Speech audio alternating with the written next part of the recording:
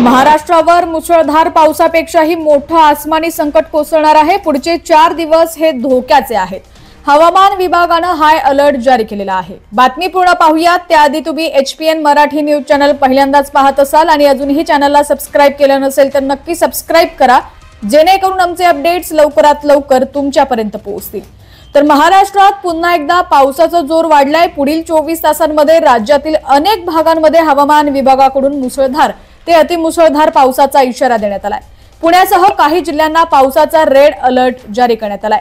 हवामान विभागाने दिलेल्या माहितीनुसार आज कोकणातील अनेक जिल्ह्यांमध्ये मुसळधार ते अतिमुसळधार पाऊस पडण्याची शक्यता आहे। या पार्श्वभूमीवर सतर्कतेचा इशारा देण्यात आलाय।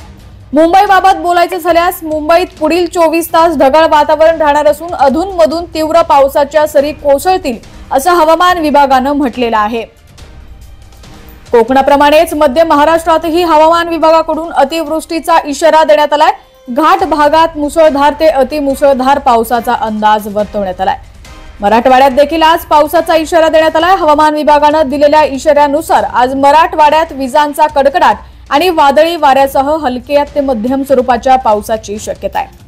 विदर्भातील जिल्ह्यांमध्ये विजांच्या कडकडाटासह वादळ, सोसाट्याचा वारा आणि मुसळधार पाऊस पडण्याची शक्यता आहे असं हवामान विभागानं म्हटलेलं आहे।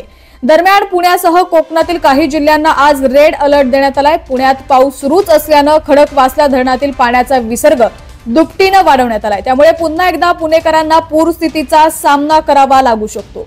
इतरही काही शहरांना पूर परिस्थितीचा धोका निर्माण होऊ शकतो।